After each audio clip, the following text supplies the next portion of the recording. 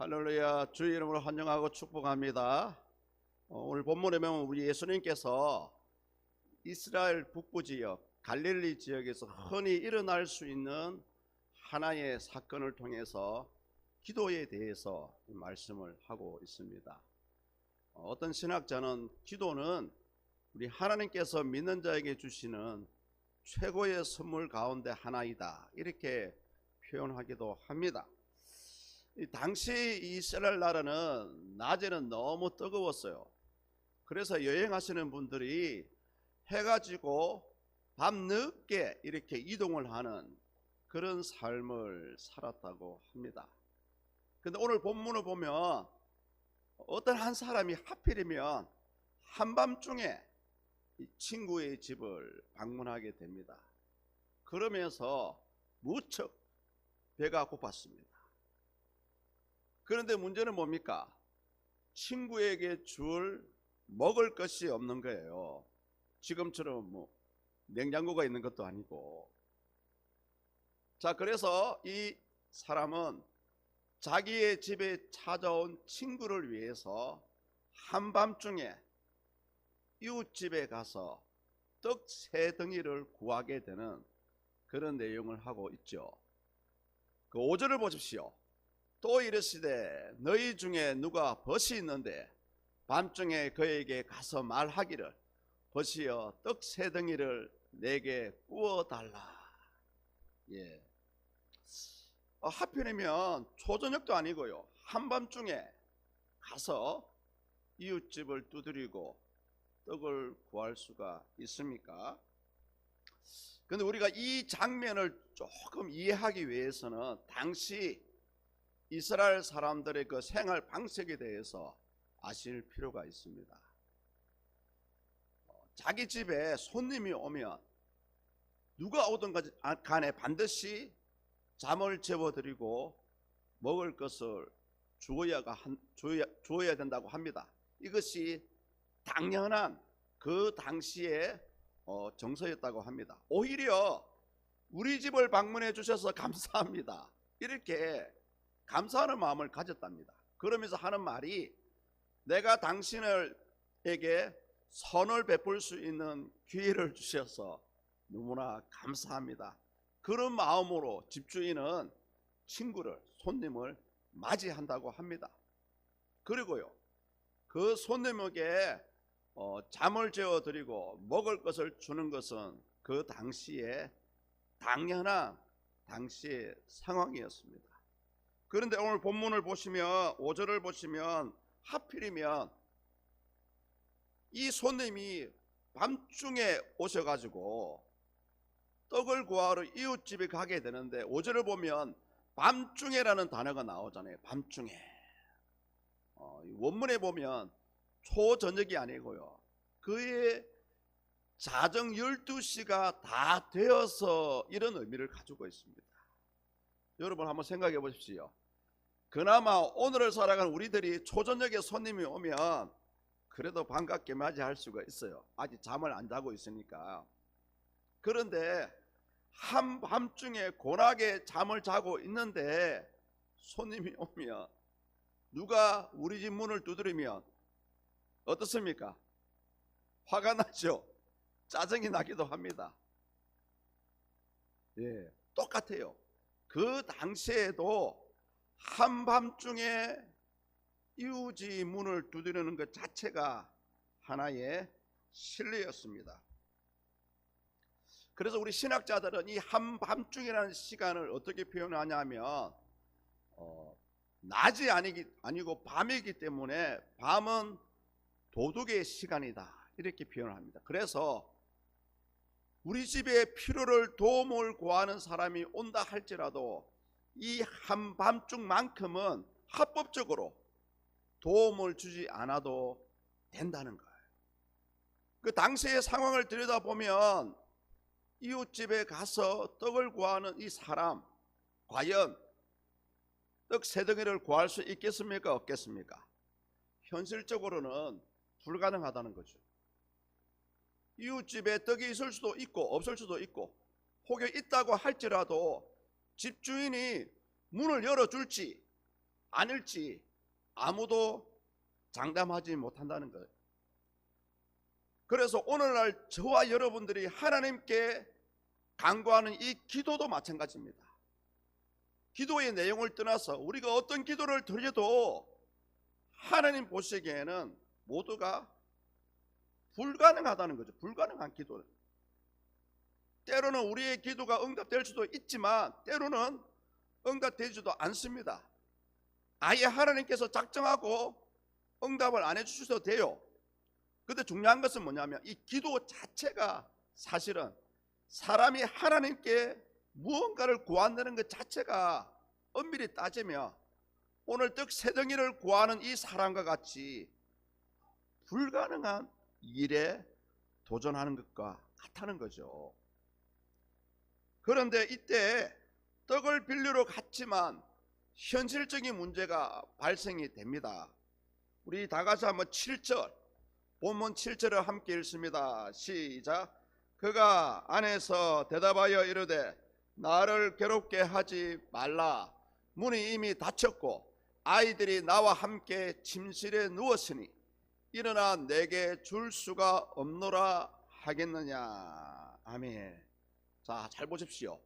문이 이미 닫혔습니다. 그리고 아이들과 함께 잠자리에 들었습니다. 이미 문이 닫혔다는 것은 뭡니까? 우리 식구들 모두가 잠을 자고 있으니까 이제 더 이상 방해하지 말라 이 말입니다. 당시 이스라엘 지방의 집집마다요 문은 하나밖에 없습니다. 그리고 그 문은 예루살렘 성전이 있는 방향으로 해서 집에 문을 만들다고 합니다. 문이 하나밖에 없기 때문에 한번 문이 닫혀버리면 그 다음날 아침까지는 절대 문이 열리지 않는다고 합니다. 실질적으로요. 그리고 이스라엘 사람들의 가정은 굉장히 수수합니다. 마치 원룸과 같은 구조예요. 한 장소에 아이들과 함께 잠을 자고요. 방 한 구석에 뭐 싱크대라든지 뭐 난로가 있고 뭐 그 정도입니다. 그러니까 실질적으로 혹여 밤에 누가 와서 문을 두드리게 된다면 어떻습니까? 모든 식구들이 다 잠이 깨어나야 되는 굉장히 신뢰가 되는 그런 상황입니다. 어떻게 보면 도저히 누구 집에 가서 문을 두드리는 것 자체가 그 집에 신뢰가 되고 일어나면 안 되는 비상식적인 행동이라는 거죠. 이제 그렇다면 이제 떡 세 덩이를 구하러 가는 사람의 이제 하나의 문제에 봉착을 합니다. 딜레마에 빠집니다. 아무리 떡을 달라고 해도 떡을 주는 사람은 누굽니까? 이웃집 주인이죠. 이 사람이 떡을 주지 않으면 어떤 일이 발생됩니까? 자기 집에 온 친구에게 먹을 것을 정오하지 못하게 되고요. 또 한 가지는 뭐냐 하면 당시 이스라엘 사람들은 손님을 극진히 대접하지 못하는 것 자체를 굉장히 수치심을 느낀다고 합니다. 그리고 우리 집에 손님이 왔지만 혹여 소홀하게 대하게 되면 그 마을 전체가 공동 책임을 지고 되고요. 모두가 마을 사람 전체가 동일한 그런 수치심을 당한다고 합니다. 자, 여러분 한번 생각해 보시죠. 자, 그렇다면 오늘 과연 자정 12시가 다 되어서 이웃집을 찾아가서 떡 세 덩이를 구하게 되는데요. 그럼 결과적으로 떡을 얻을 수가 있습니까? 없습니까? 현실적으로 봤을 때는 불가능하지만 떡을 구해야 됩니다. 그리고 비록 잠자리에 들었지만 이웃집 사람은 반드시 떡을 구하러 온 옆집 사람에게 반드시 떡을 주어야만 합니다. 본문 8절을 보십시오. 8절을 함께 읽습니다.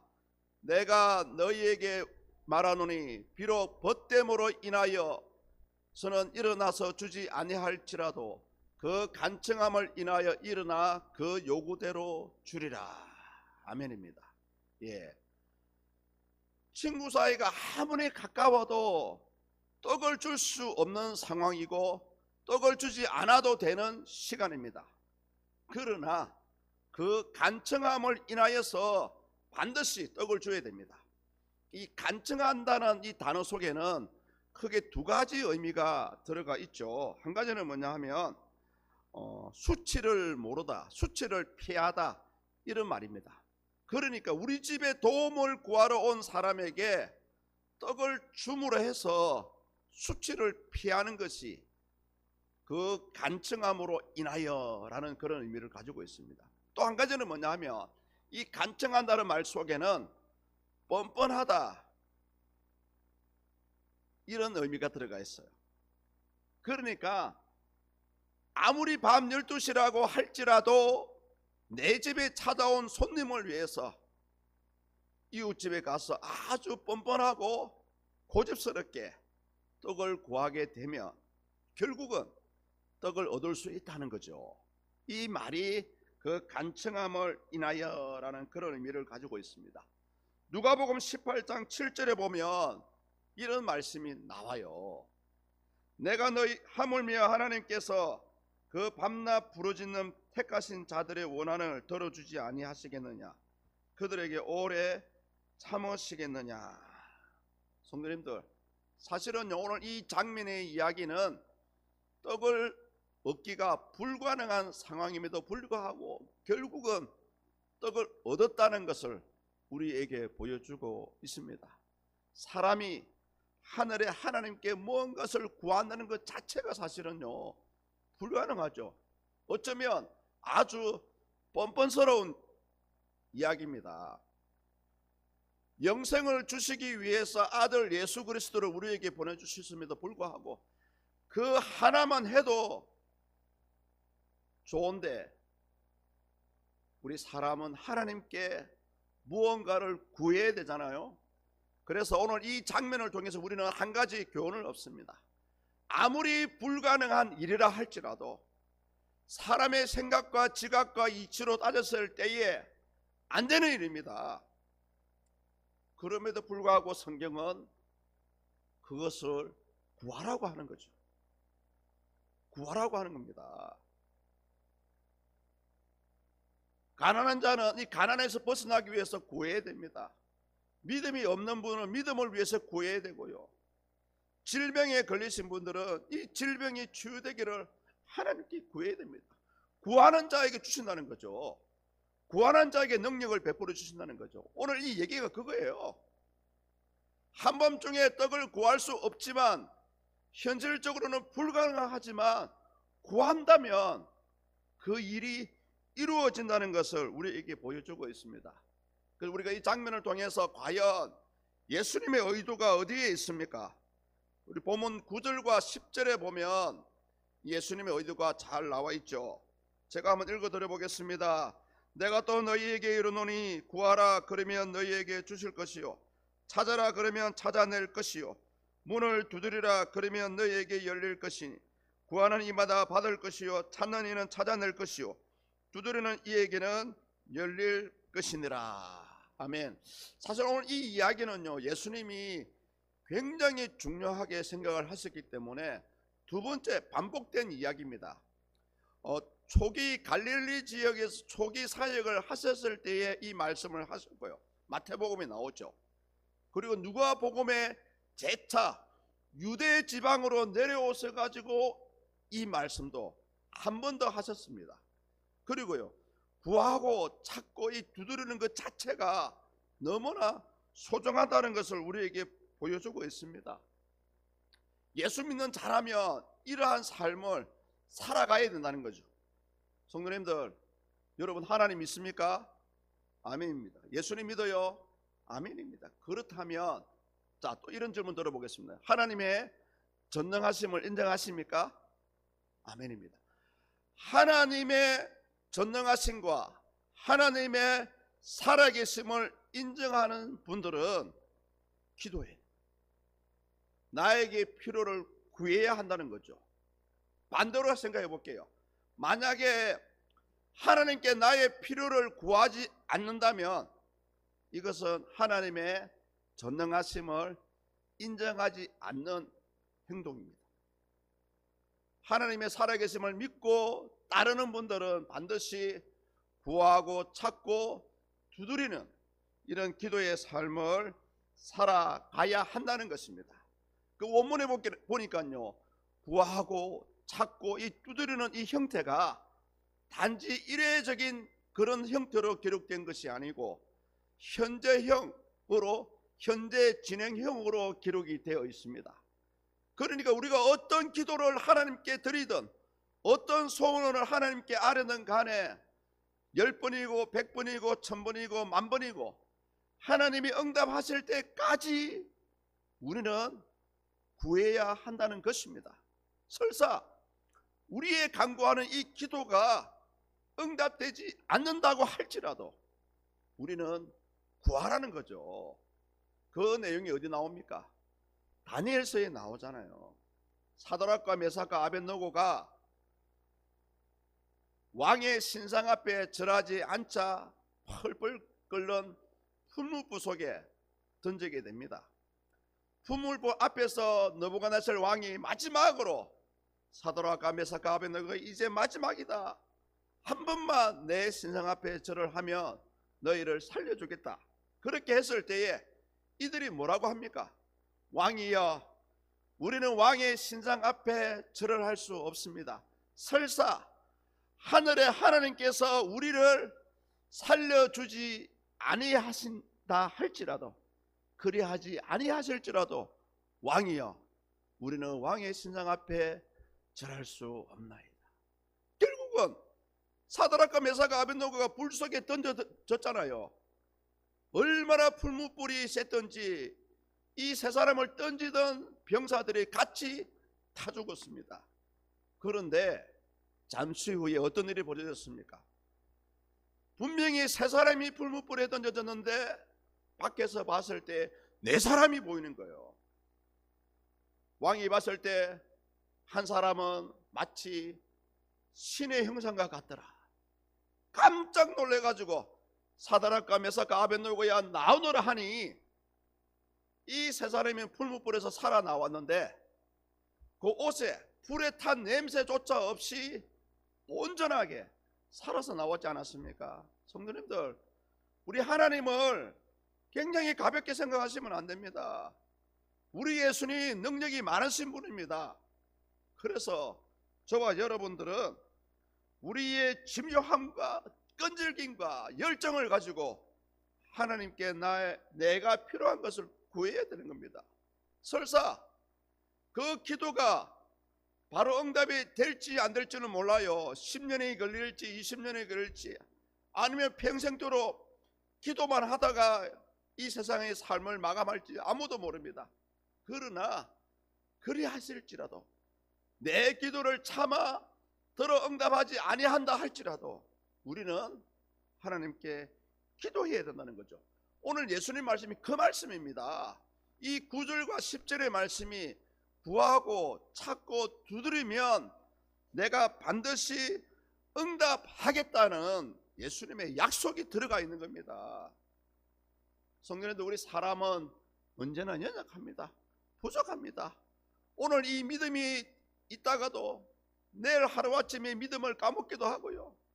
오늘 주일 예배를 통해서 은혜를 받고 돌아가다가 돌아서면 또 우리가 연약해지기도 하고 죄를 짓기도 하고 다른 사람과 다투기도 하고 얼마나 다양한 삶을 살아갑니까?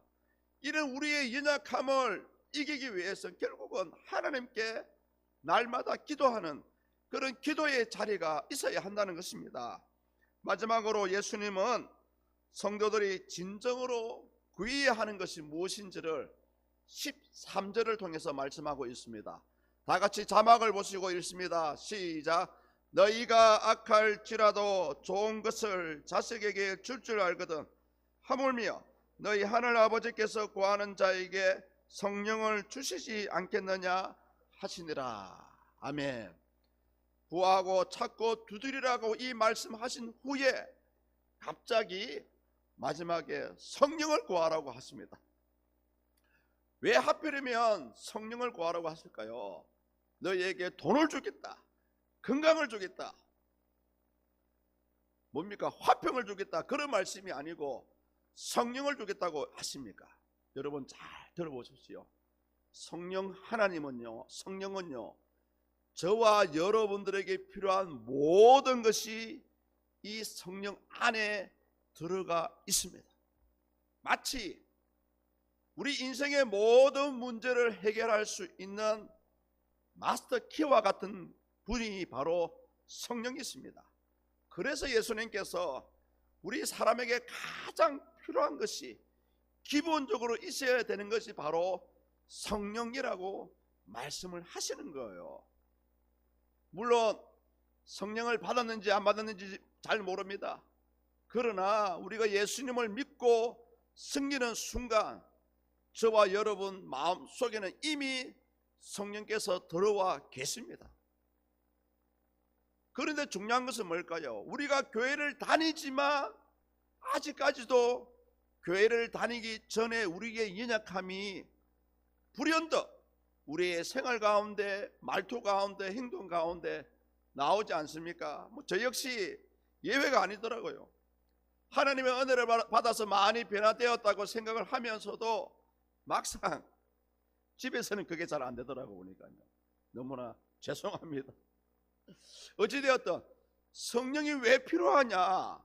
성령 하나님의 도우심이 없이는 저와 여러분이 원하시는 것을 해결할 수 없기 때문에 그렇습니다. 성령 안에 모든 것이 들어가 있습니다. 성령을 인도하신 가운데 우리의 삶이 풀어지기도 하고요, 해결되기도 하고요. 그래서 성령을 받아보신 분만이 왜 예수님께서 성령을 받아라고 하는지 그 이유를 아십니다.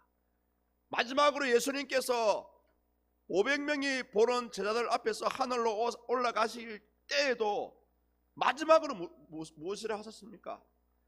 약속하신 것을 기다리라. 약속하신 것을 기다리라. 그것이 뭡니까? 성령이죠. 성경에 보니까 다른 마태복음을 보면 이 부분에서 성령이라고 하지 않고요, 아주 좋은 것을 주시리라 이렇게 표현되어 있습니다. 그러니까 우리 믿는 자에게 가장 좋은 것이 성령인데요, 성령 속에 여러분의 은혜, 믿음, 건강, 가정의 일, 자녀의 일, 사업, 직장, 모든 것이 성령 하나님 속에 있다는 거죠. 마치 어린 아이를 부모님이 손을 잡고 이끌어 가듯이 그런 역할을 하시는 분이 바로 성령 하나님이십니다. 성령님들 고린도전서 12장에 보면 성령께서 하시는 역할들을 많이 보여주는데요, 특히 11절에 보면 이런 말씀이 있습니다. 이 모든 일은 같은 한 성령이 행하사 그의 뜻대로 각 사람에게 나누어 주시는 것이니라. 그래서 여러분 차라리 건강을 구하지 말고 오히려 하나님 성령을 달라고 구하셔야 됩니다. 왜냐하면 그 안에 모든 보화가 다 들어가 있기 때문에 그렇습니다. 오늘 이 밤중에, 한밤중에 이웃집에 가서 떡 3덩이를 구하는 이 일 자체는 불가능합니다. 그러나 불가능한 가운데서도 그 불가능이 가능하게 된다는 거죠. 또 우리 학생들의 입장에서 얘기해 볼게요.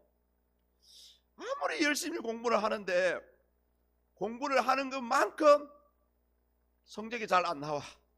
혹시 그런 친구 있죠? 공부를 열심히 하는 것 같은데 시험만 친다 하면 한 90점이 나와야 되는데 겨우 한 70점 나오고, 이번에는 열심히 코피 터져가면서 공부한 것 같은데 100점이 나와야 되는데 50점이 나오기도 하고, 그런 경우 있잖아요 여러분. 예.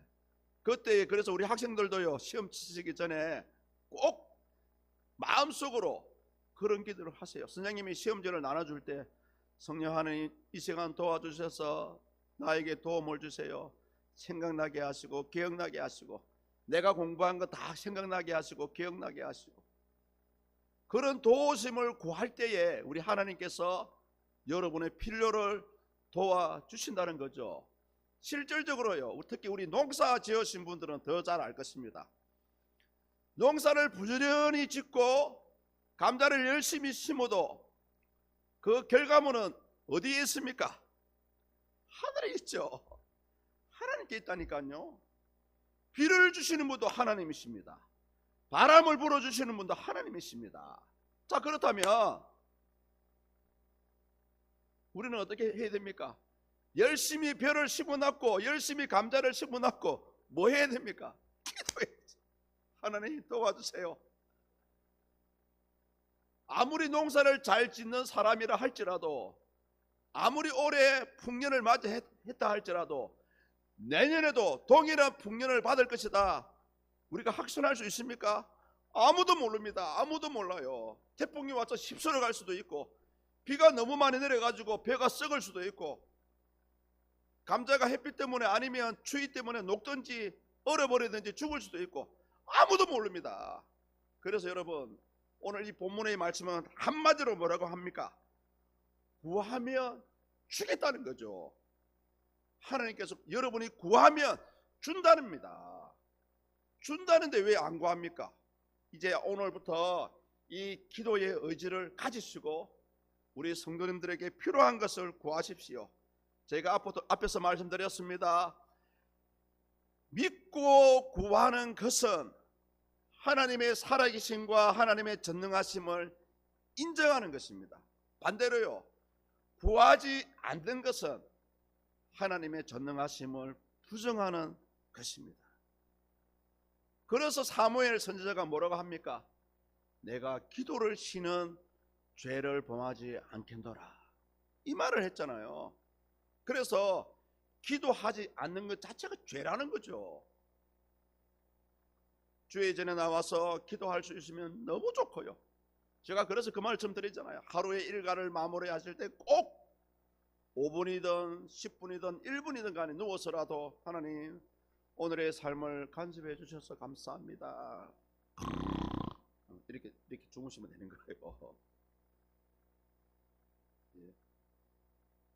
따라서 우리는 오늘 이 말씀을 통해서 이 말씀을 믿음으로 받으시고요, 이제부터 이 기도의 의지를 가지고 무엇이든지 끈질기게 아주 뻔뻔스럽게 하나님께 기도하셔서 여러분은 필요한 모든 것을 구하고 받고 성취할 수 있기를 예수님의 이름으로 축복합니다.